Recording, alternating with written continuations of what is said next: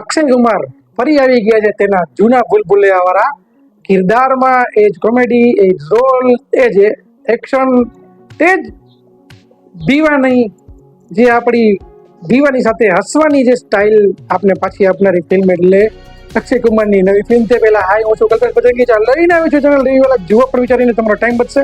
Subscribe ન કરી હોય તો કરી નાખજો. મિત્રો, વાત કરી છે ભૂત બંગલા વિશે. મિત્રો, પ્રિયદર્શનની ફિલ્મો જે આપણે જોયેલી છે, ભૂલભુલૈયા કે અન્ય બધી ફિલ્મો જે હોરર સાથે કોમેડી વિથ સ્ટોરી વાળી ફિલ્મો જેની હોય છે, જે આપણે ખૂબ જ મજા કરાવતી હોય છે, તેવી જ એક ફિલ્મ છે ભૂત બંગલા.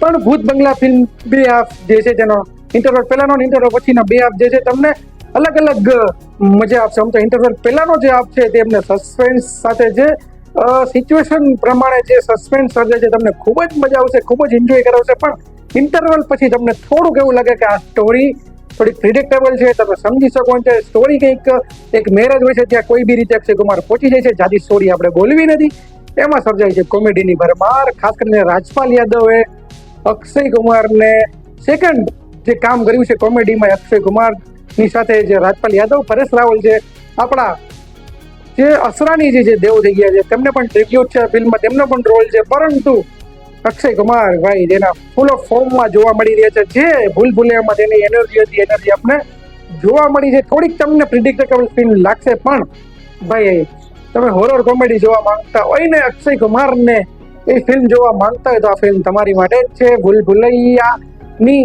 હારે દોડતી ફિલ્મ કહી શકાય, એને જેવી નથી.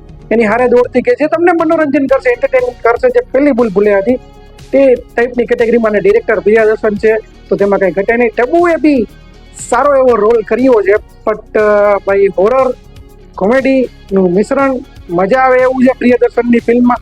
તો ભાઈ મને તો ફિલ્મ ગમી છે. ફિલ્મને 5 આપીશ 3.5 સ્ટાર. જો તમારે પણ જોવા જવી હોય તો જોવા જઈ શકો છો. ખૂબ જ મજા આવે એવી ફિલ્મ છે.